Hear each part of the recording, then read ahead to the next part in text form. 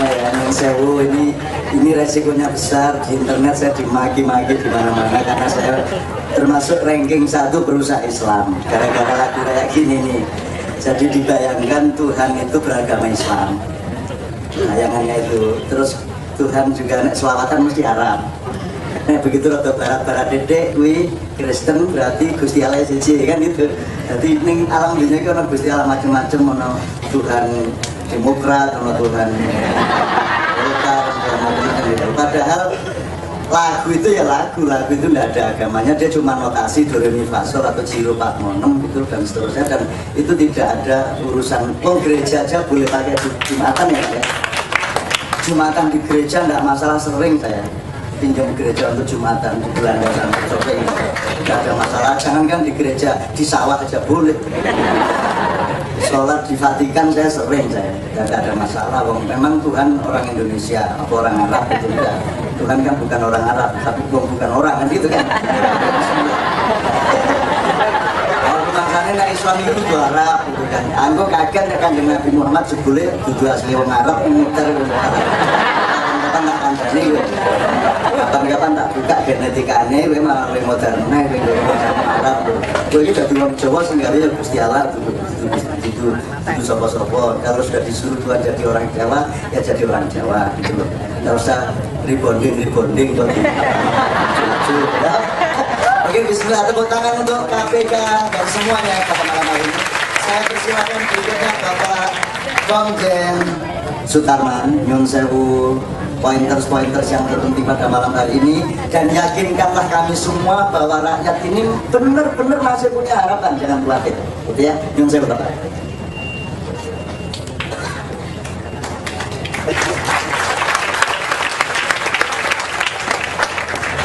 Saya nggak lepas sepatu di sini supaya nggak mampu, ini sudah seharian nggak mandi. Bismillahirrahmanirrahim. Assalamualaikum warahmatullahi wabarakatuh. Selamat malam. Yang saya hormati Pak Busro, Pak Darmono, Cak Nur, Mas Jiwo, dan teman-teman. Mohon maaf, saya belum kenal namanya Pak. Teman-teman dari perguruan tinggi, teman-teman dari pemerintah daerah, Provinsi Daerah Khusus Kota Yogyakarta dan Istimewa Yogyakarta, dan pemerintah daerah tingkat 2 kabupaten yang hadir pada kesempatan ini, dan teman-teman yang saya hormati. Marilah kita setiap saat selalu bersyukur kehadirat Tuhan Yang Maha Kuasa. Ini karena saya pernah ajudan Gus Dur.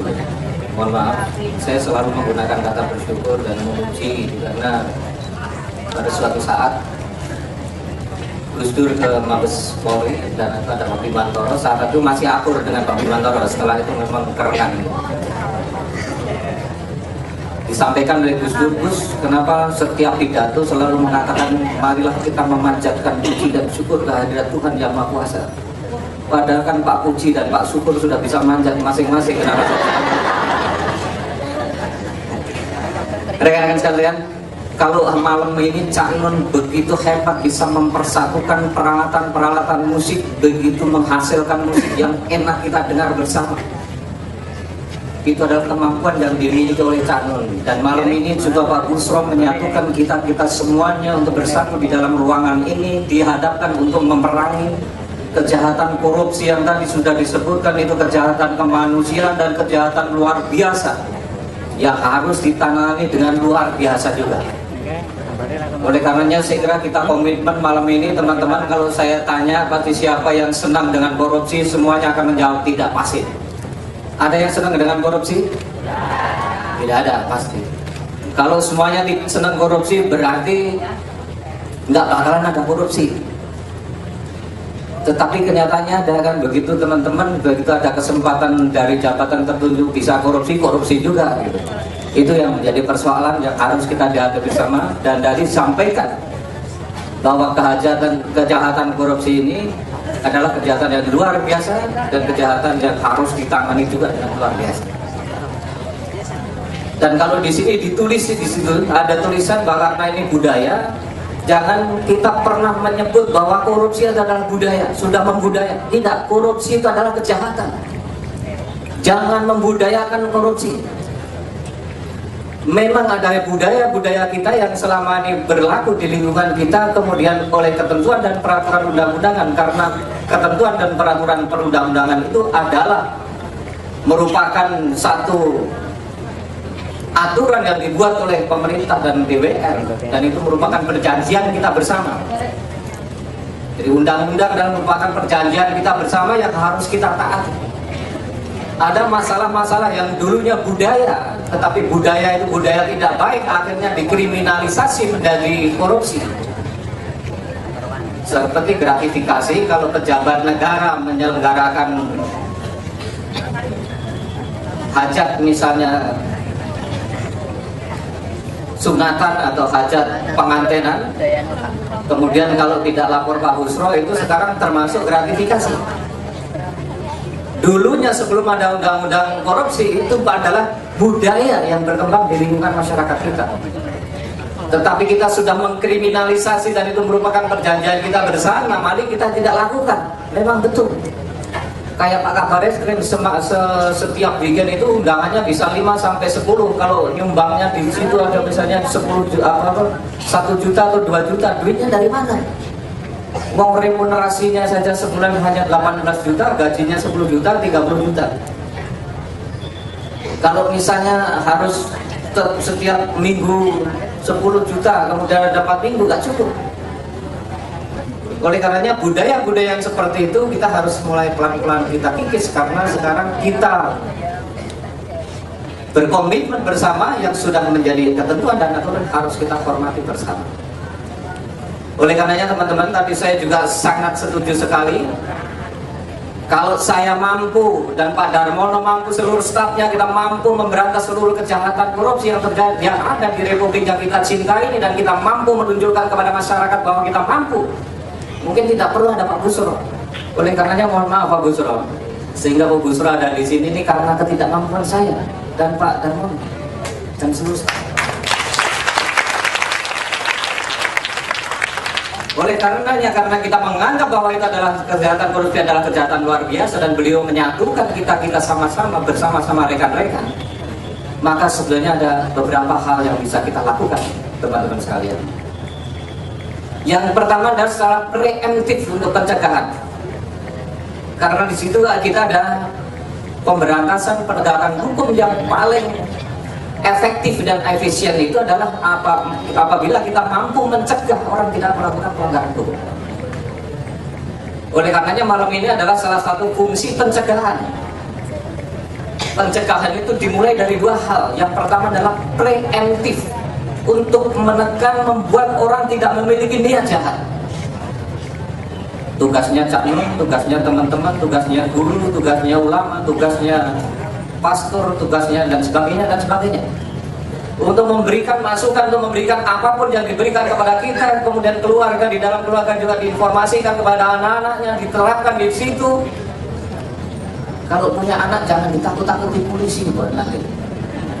Saya menjadi korbannya sekarang, banyak orang benci sama polisi karena punya anak selalu kalau nangis ditakuti polisi.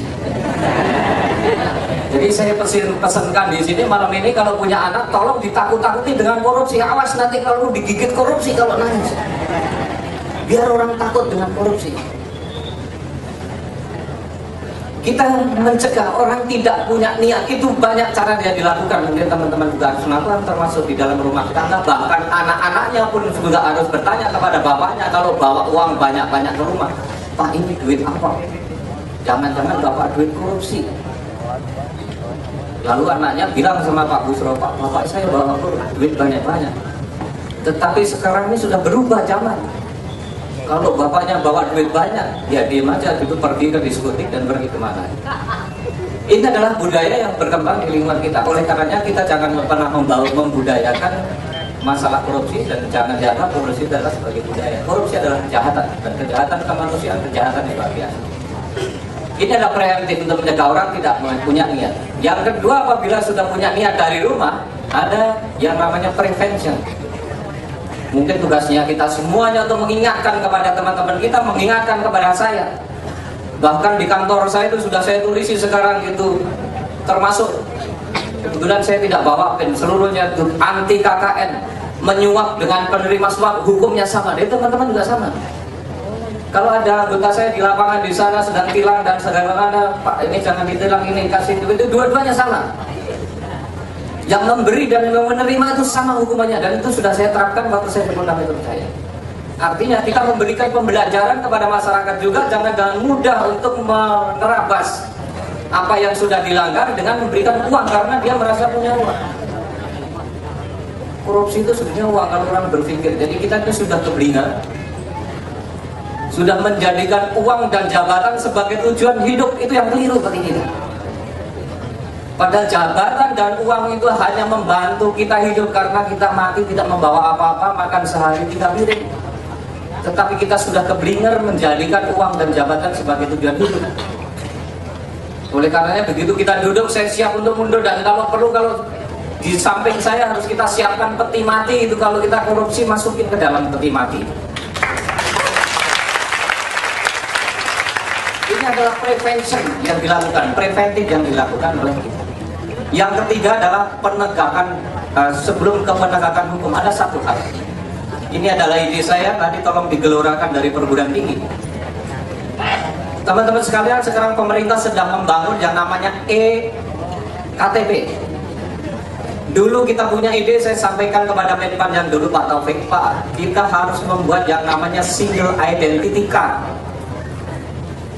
yang memuat identitas perorangan, mulai dari sidik jari, sidik retina, foto mukanya, identitas nama orang dan alamat dan seterusnya.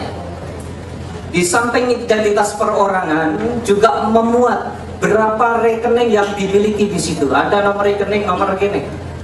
Kemudian juga di dalam identitas itu memuat berapa sertifikat yang dimiliki, sertifikat 1, 2, 3. Kemudian juga berapa kendaraan yang dimiliki, berapa nomor paspor, berapa nomor senjata, kalau punya senjata berapa, dan seterusnya. Jadi memiliki seluruh identitas yang ada di dalam, entah namanya e-KTP atau mungkin single identity card. Ini bisa kita bangun. Sekarang pemerintah sedang membangun miliaran atau triliunan bahkan untuk membuat e-KTP, elektronik KTP, dan kita bisa dompleng di situ. Mahasiswa kita sudah hebat-hebat mampu untuk membuat programnya, yang program itu bisa, setiap program database-nya itu dalam satu record bisa memuat 250 file, dan di dalam satu database itu bisa memuat 1 miliar record. Penduduk kita hanya 250 juta. Kalau itu seluruhnya sudah sebetul, kita membangun sistem yang benar. Kemudian kekayaan kita bisa naik turunnya bisa kita ketahui dari single identity card kita.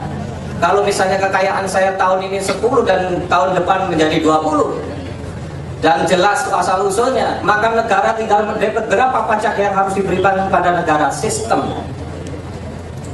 Kalau masih ada ketemu antara wajib bayar dengan pemungut sampai kiamat pun, itu akan terjadi kolusi.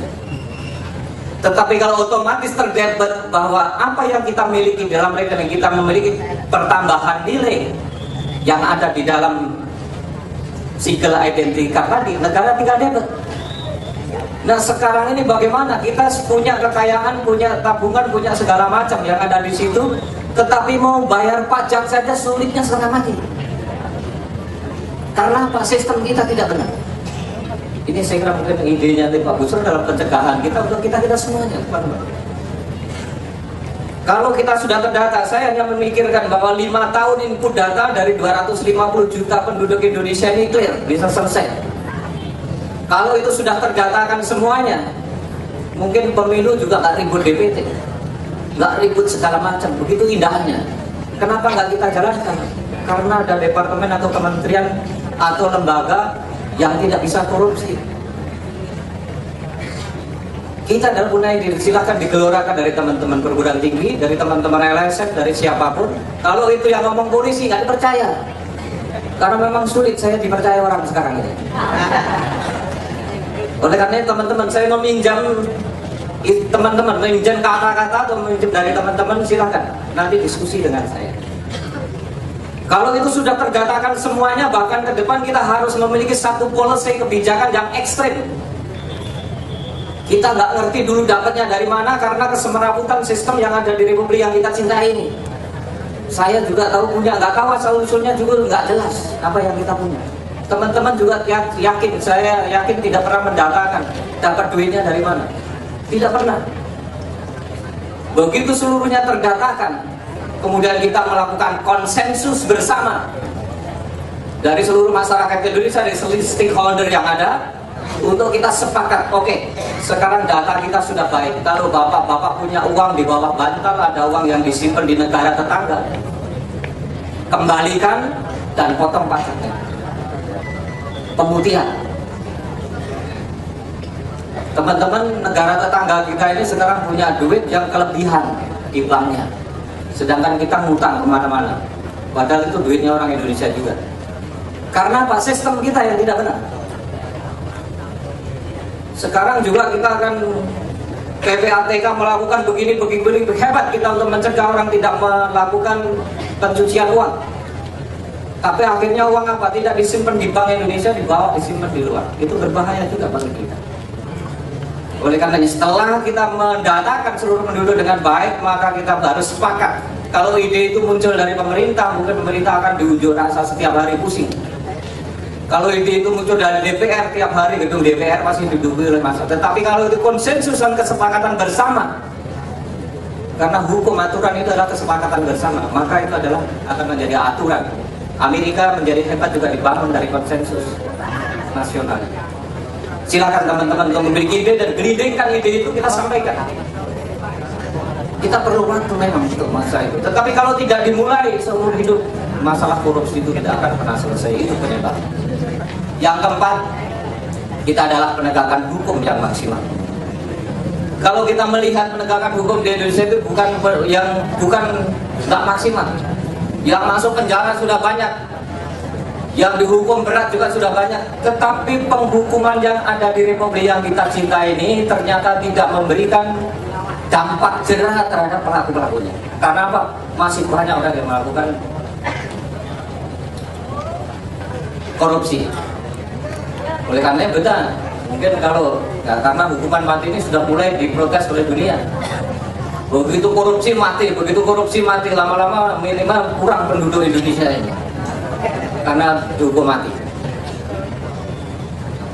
Kenapa kita juga belum memberikan efek jerah? Saya kira aturan dan ketentuan undang-undang kita yang begitu lama. Kenapa dulu ada hukuman penjara seperti ini? Karena supaya kalau orang dipenjarakan, supaya orang tidak protes kepada pemerintahan penjajah waktu itu. Dan hukum itu belum kita perbaiki sampai sekarang. Ini adalah tugas kita bersama, karena kita adalah yang mengawaki Republik kita ini yang kita cintai. Oleh karenanya, saya terima kasih kepada Pak Busro dan kita bersinergi untuk menegakkan hukum ini secara jujur, secara benar dan secara adil.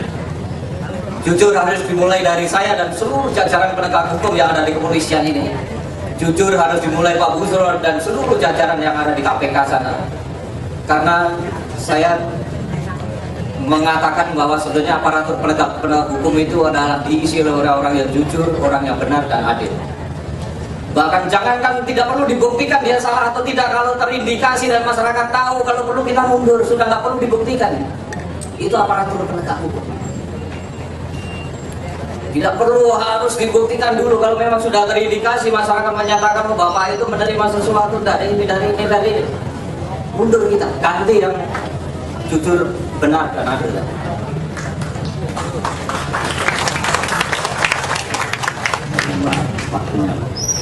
Terima kasih. Terima kasih Pak Busro, terima kasih atas kesempatan ini, dan teman-teman saya kira nanti ada masukannya. Wassalamualaikum warahmatullahi wabarakatuh. Saya mohon maaf untuk menyelenggarakan, pokoknya jangan melanggar marka Pak. Karena di lalu lintas, karena kita berbagi. Saya senang sekali dengan pernyataan itu. Secara tekstual sangat memberi harapan kepada saya. Ingin merespon beberapa hal sebelum saya berikan kepada Bapak Darmono. Yang pertama gini, hukum itu letaknya di luar diri manusia, dia di antara manusia dengan manusia. Kalau yang di dalam diri manusia namanya nurani dan akhlak. Jadi kalau mau preventif, Maka nomor satu adalah pembangunan di dalam diri manusia, dan itu tugasnya ulama, pastor, sekolahan dan lain sebagainya serta orang-orang tua. Nah, malam hari ini kita tidak ngomong mengenai yang di dalam diri manusia, tapi yang di antara manusia yang disebut hukum. Tadi Pak Tarman mengatakan bahwa orang Jawa suka nakut-nakutin anaknya dengan gue nakal ada ke polisi gitu ya. Tuh. Sebenarnya Pak, dalam ilmu psikologi, orang tua selalu menakuti anaknya atas sesuatu yang dia sendiri memang takut. Jadi kalau orang tuanya takutnya sama anjing, anaknya juga ditakut-takuti anjing. Kalau orang tuanya takut sama polisi, maka anaknya juga ditakut-takuti polisi. Jadi itu memang begitu. Jadi bukan rakyat terus melakukan strategi untuk menjelekkan polisi dengan cara mendidik anak seperti itu ya. Dasarnya memang turun-temurun bertiga polisi. Nah sekarang saya ingin transparan, karena saya ingin menegaskan apa sih yang sesungguhnya dilakukan oleh Pak Busro malam hari ini dengan beliau bertiga. Dengan cara saya ingin berdialektika sama Anda gini, nganggo corone wong desa wae. Kalau saya tanya, Anda sama polisi itu merasa nyaman apa tidak aman? Merasa nyaman apa tidak aman? Saya merekayasa Anda nggak ini? Ini jujur. Mau di prosentase nyamani pirang persen, orang nyamani pirang persen.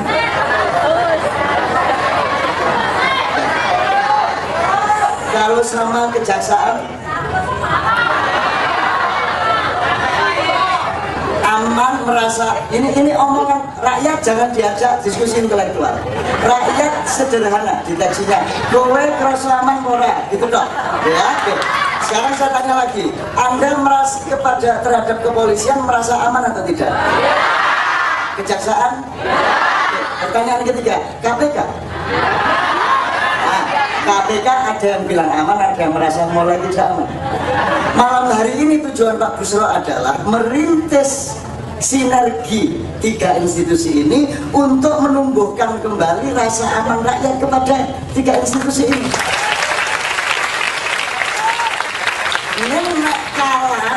Proses ini tidak simultan dan tidak strategis secara kebudayaan maupun secara media, secara apapun, nanti Pak Busro bisa kalah oleh apa yang sudah berlangsung berpuluh tahun. Lama-lama KPK juga membuat orang merasa tidak aman. Nah jadi Pak Busro, kowe iki dulurku, kancaku, tak tresnani ke zaman kowe golek yang ra iso-iso dia. Gandeng aku terus karo kowe ojo nganti terus kalah dalam proses, sehingga yang Anda rintis yang sangat bagus ini nanti malah menjadi kontraproduktif bagi KPK sendiri. Mudah-mudahan kita semua saling membantu untuk terus kita kontrol kepolisian, kita kontrol kejaksaan, kita juga kontrol kepada KPK agar supaya kita bisa memberikan rasa aman kepada sama lain. Ya. Kira-kira objektif gitu ya Pak ya. Karena menurut saya urusan di dalam hidup ini memang cuma aman dan tidak aman. Maka Anda yang orang Islam nomor satu menjadi mukmin. Maka Allah bilang innamal mu'minuna ikhwah, yang bersaudara itu mukmin. Nek muslim mesti kerengan terus. Karena kalau mukmin itu dia pejuang yang menegakkan keamanan. Kata aman, pelakunya mukmin, metodenya iman, doanya amin, pelaksanaannya amanah. Kan begitu. Jadi mereka ini amirul mukminin.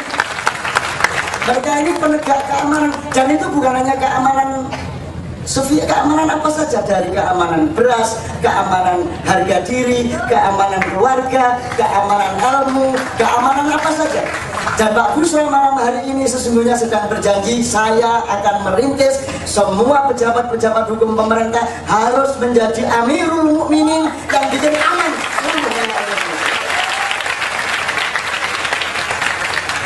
Dan harus kita dukung. Kalau enggak, mari kita bunuh diri bareng-bareng. Harus kita dukung. Oleh karena itu, Pak, ya perkara dihukum mati, tidak dihukum mati, yuk kita diskusikan panjang ya. Dan itu bukan wewenang kita ya, saya kira ya. Gini aja, sekarang Kiai Kanjeng aja paling murah digebuk, Unes.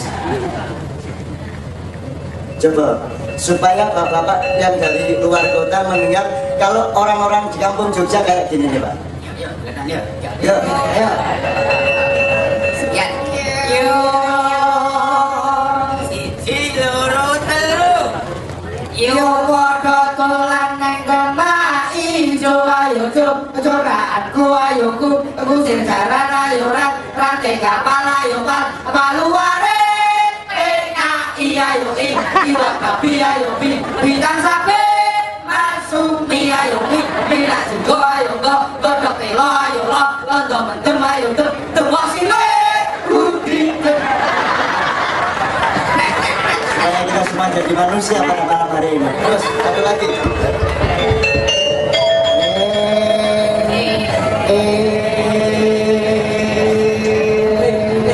Siji loro telu. Esok tuku letongan botol konco lawas bijak dolan menyang kali barem iku kecute luwi jeruk tumo iku anggone ana ing rambut jempol kelo kalatil kena pakil iku kuwi dolanan ora apik empolong digeret besake kulit silet iku dijupo aja dicawuk agawang palan jaringe arep pripil pentung wesi go gepung sing dokoro.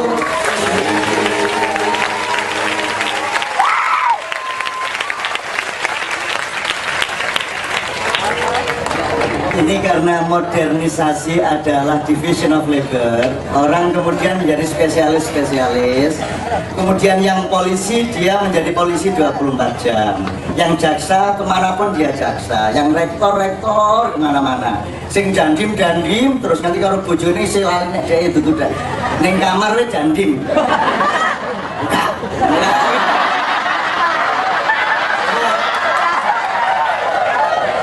Jur bojone melu dari prajurit siap. Mak Yani itu mengingatkan Anda itu ya presiden, ya manusia, ya bapaknya anak-anak, ya kakeknya anak-anak, ya sedulure dulur-dulur, ya tonggone para tonggo, ya hamba Allah, ya anak buahnya Nabi, ya macam-macam. Jadi mari kita utuh menjadi manusia dan memiliki kemampuan untuk selalu berkomprehensi atas macam-macam dimensi seperti itu. Maka kalau Kabar Eskrim, Ketua KPK, Wakil Jaksa Agung sekali-sekali mendengar sing drodok-drodok supaya menunggui, moga-moga kemanusiaannya tumbuh. Abis saya kebiannya di menungsa lurus ya. Menungsa ya nyeleweng sini-sini. Coba Anda lihat dia itu. Laki-laki itu tandanya satu ngopi, dia tidak ngopi. Loro brengosen, ora brengosen. Nomor 3 gondrong, ora gondrong. Nomor 4 ngerokok, ora ngerokok. Nomor 5 nggodha cah wedok, rawani.